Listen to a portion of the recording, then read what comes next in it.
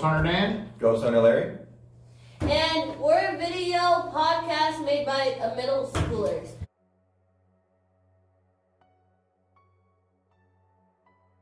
I'm Nolan. Hi, I'm Lucas. And I'm Nathan. And today we're here with Larry and Dan. Hello, I'm Salem, and this is Ghosthunter Larry and Ghosthunter Dawn, and that's Demi. I'm not on the board, but I'm more special. You said Don. Don. It's okay. That's all right. Don't worry about it. It's hilarious. Hi, I'm Jude, and we have my Ghosthunter friends. Dan and Larry. Well, he's Dan and he's Larry. They said each other's names.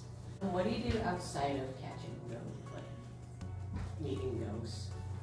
I'll let you go first. I'll go first. Okay.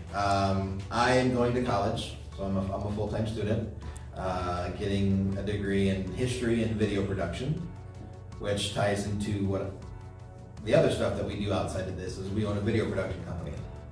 So we do a lot of different types of videos. We try to focus more on documentaries, but you know we Things that are kind of dabble in history-based. different stuff. But that's really all I do, other than my son's baseball team too, which takes up more time than I thought it would when I signed up. He is also a vet. He served over in Afghanistan. So, for what, 14 months? Yeah, a little shy of that, but yeah. A little shy of 14 months. Yeah. So, he doesn't often talk about that, but he is a vet. Me, I was a firefighter for 16 years. I was a paramedic in Chicago for 6 of those years. I am now currently a correctional officer and have been for the last 13 years. Not in Winnebago County, thank goodness. And then, like he said, we run a video production company together. We ghost hunt together. Write books together. We write books together. So you guys are ghost hunters, but I don't know how that works. Could you explain what you do for your jobs? This is all you because it'll be real cut and dry for me. With ghost hunting, we have the latest state-of-the-art equipment that's available to us. And we go out and we try to capture voices, disembodied voices.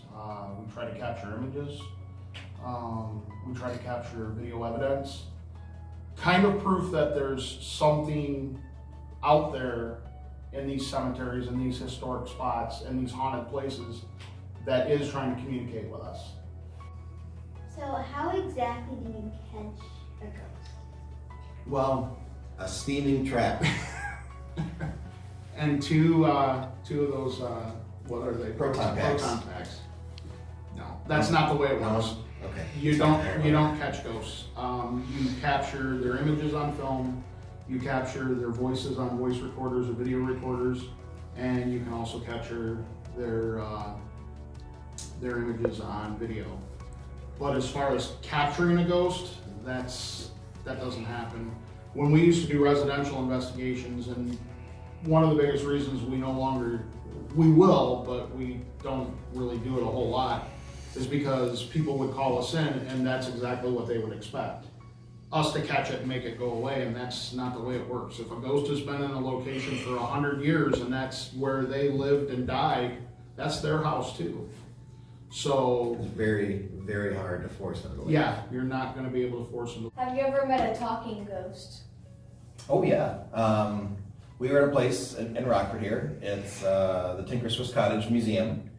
And it was just me and the director of the museum at the time. We were doing a video recording.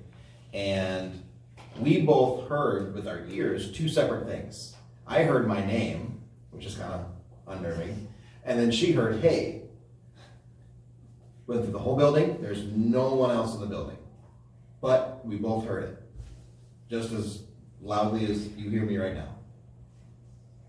Now over at the Veterans Memorial Hall here in Rockford, we were doing a public investigation with Haunted Rockford, and Larry was downstairs with one group, I was upstairs with another group, and Kathy Kressel, who runs Haunted Rockford, and Sarah, who works with her, We all heard Larry out in the hallway singing. Larry doesn't sing. Number one, he doesn't sing because he has a horrible voice. Number two, he was downstairs already with the other group. So sometimes these ghosts, spirits, whatever you guys want to call them, will mimic us to make us think that, you know, we're down the hallway talking to one another. We called him on the radio and said, is there anybody up here that you can't account for singing? Because it sounds like, he's like, I'm in the middle of a session, what are you talking about? Do you hear any, or like hear any ghosts right now? Right now? I don't have anything recording right now, so. So, have you ever touched a ghost before? Actually, I just edited that video where you talked about that. You can talk about that time. Well, I've had a ghost touch me, pulling me across that a fence line at a cemetery. I have been hit, I've been scratched, been poked, tapped on the shoulder. You know, many times we'll be at these haunted locations and I'm thinking it's him saying, hey, I got something to show you, and I turn around and he's 30 yards away from me. So, Talk about what it felt like to put your hand into the ghost. very cold. There's definite temperature change if you encounter a spirit. Yes, it gets very cold. I've actually had a spirit of a little kid put their hand in mine. I could actually feel their hand. And I said, tap 3 times if that's your hand. And lo and behold, they tapped 3 times. You ever Very cold. sleep on your arm funny and your hand falls asleep? Gets That tingly. little tingly? Cold and That's tingly. what it feels like, is that little tingliness. Have you ever met a ghost that's not human? Like You mean an inhuman spirit, like a demon? like a cat or a dog? Oh, You would go there. he said inhuman. I knew the animal. I'm sure you did. A friend of ours did photograph a ghost dog over in New Milford Cemetery. We had the cat down at Conover. Yeah, Conover Square, there is a ghost cat down there. And you can hear this cat Meowing. purring on some voice recorders, meowing. There's no cat in Conover Square. When we went, it was cold. Mhm. Cold, cold, Very cold, cold. cold. And this is an unheated part of the basement, and it's all surrounded by the ground and then the building, which is stone.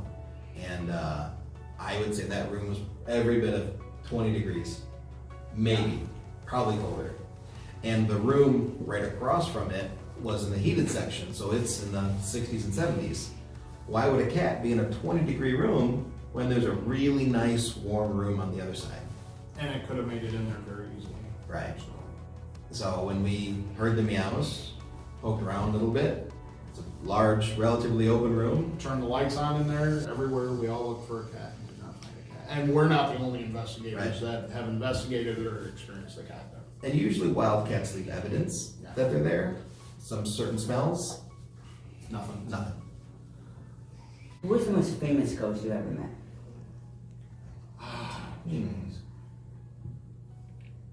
Probably for this area, Robert Tinker.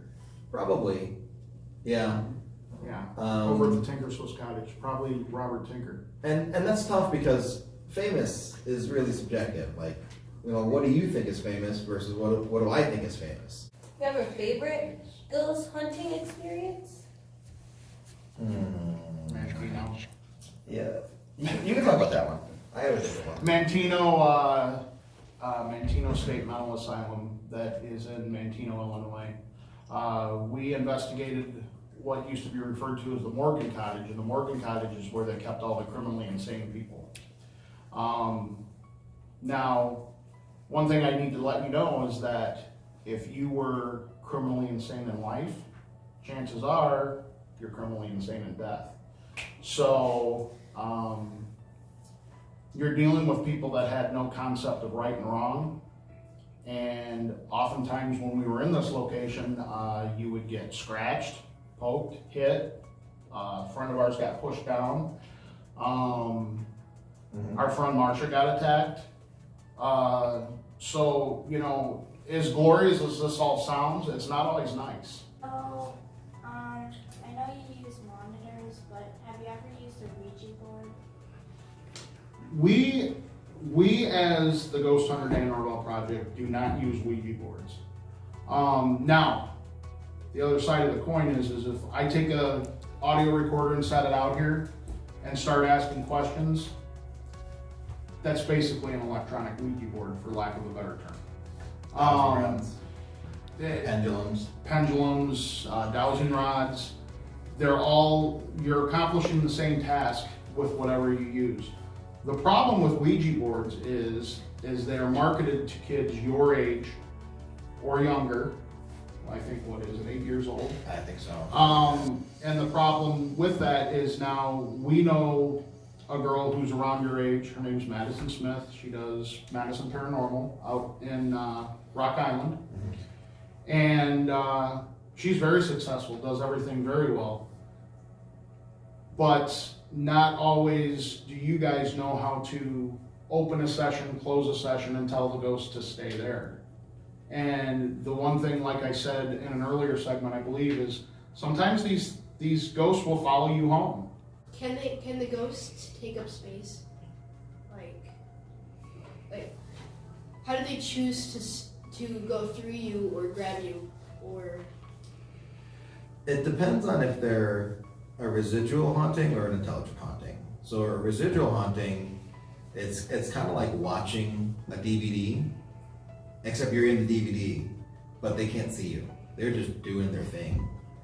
So if you're standing in the way, they're just gonna walk through you and continue doing what they're doing.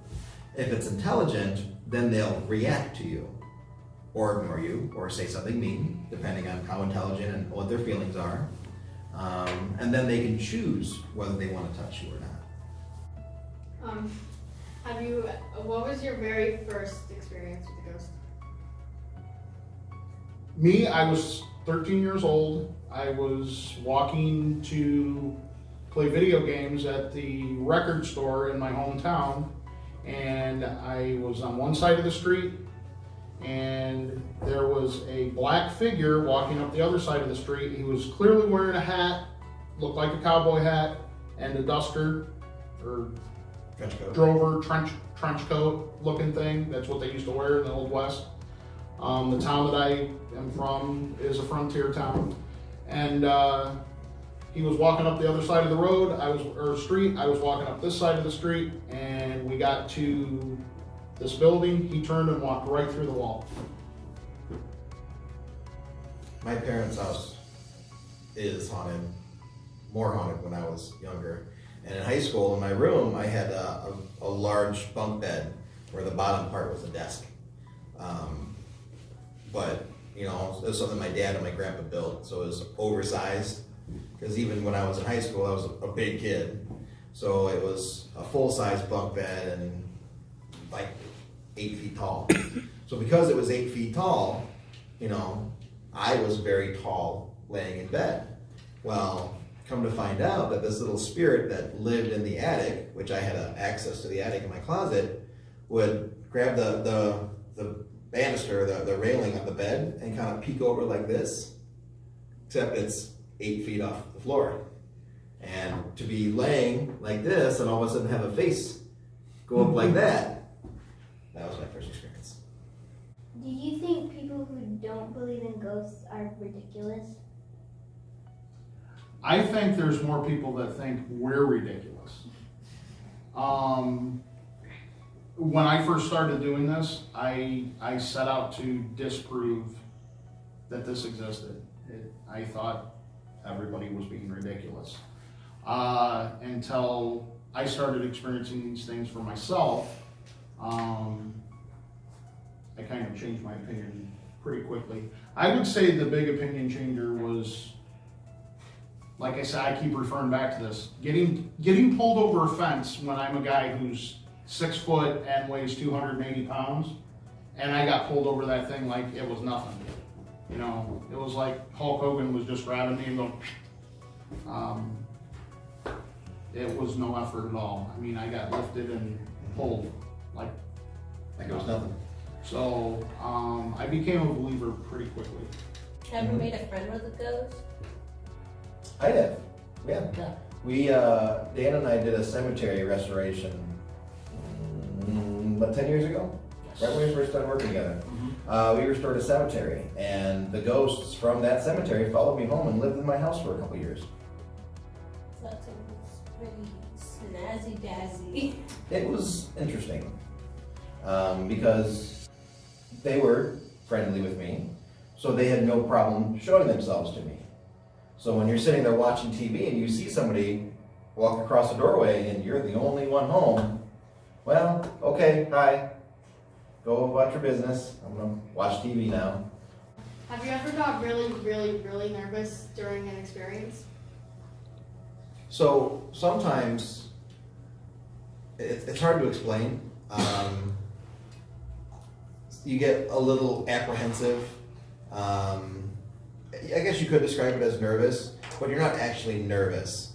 It's the interaction with the spirit that's causing your body to react to it, and it's like it's like a tingly feeling.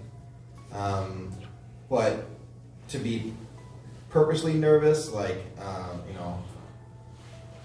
afraid-ish nervous, not really. I can just say it was, like I said, and I've talked about this about 3 times, it was unnerving to be pulled over, no offense. We're way past 3. Yeah. But that was probably the worst thing that's happened to me. I mean, even when I got hit, it wasn't as bad as, you found out just how much energy that they really have. And like Larry brought up before, you don't see these things. Actually, it just no. happens. There was a time when we were, and still nervous about something.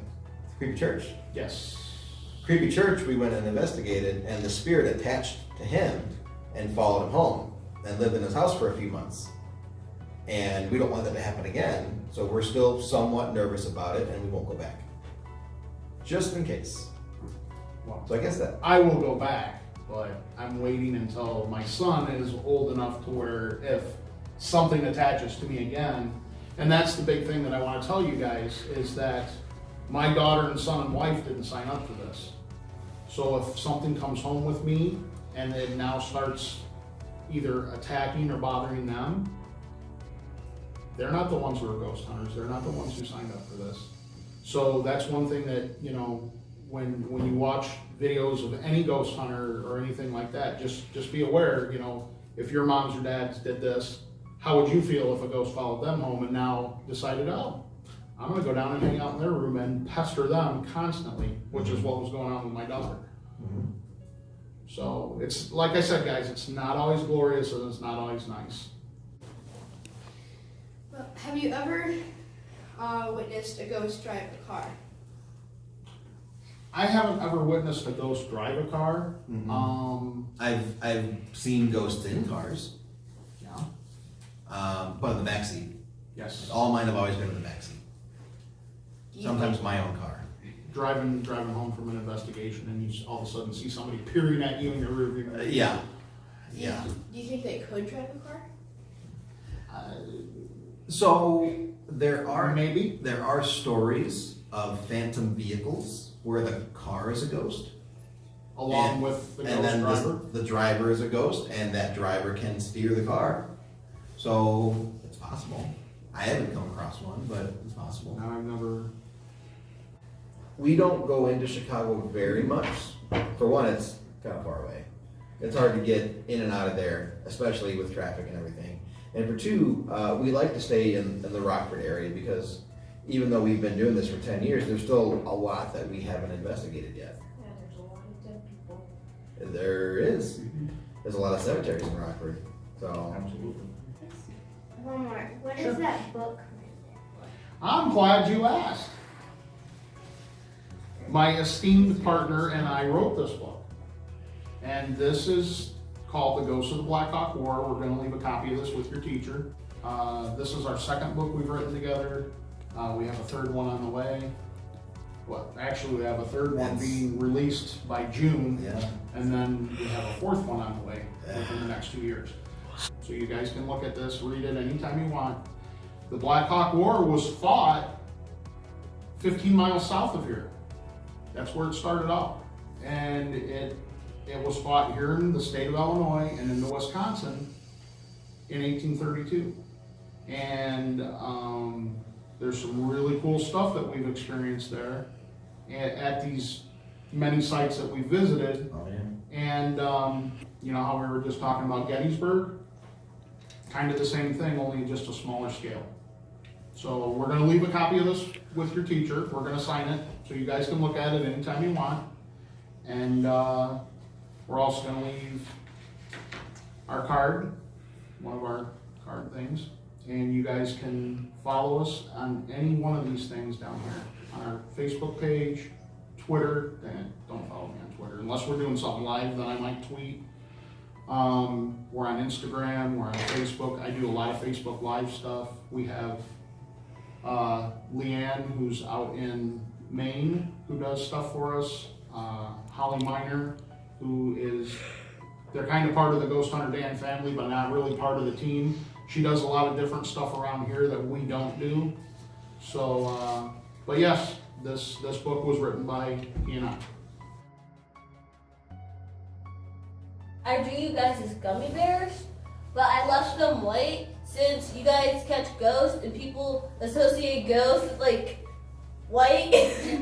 They're like, you know, like cartoon ghosts. They're like little sheets floating everywhere. So now that we're done talking, we're going to eat some snacks, and I would like to invite you guys to choose your first pick Awesome. of the gummies. Of course, he's gonna go for the sour one. I'm gonna go for the sherbet one. I blew up the bag. Here, I'll let you open it up, because I can see me going. I almost did that. Good job. I almost thought it was sherbet also when my mom worked at. Oh, those are sherbet ones? These are the sherbet. Give me a pink one. I want a pink flavor. Give me a pink one you haven't eaten. Dang, this is pretty good. I got some Sour. bears. If you try them all together, it These might are taste awesome. like Wow. sherbet ice cream. Smells good. Sherbert's not ice cream. I can't take him anywhere without having to go back and Still an apologize for it.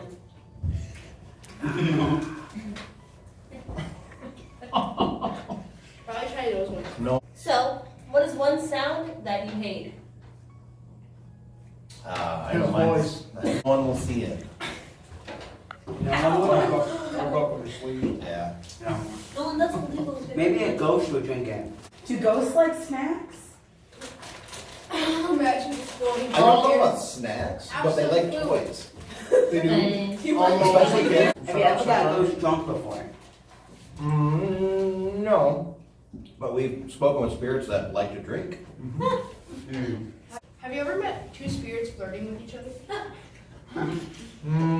I haven't. None out here. I mean, I'm sure it's possible.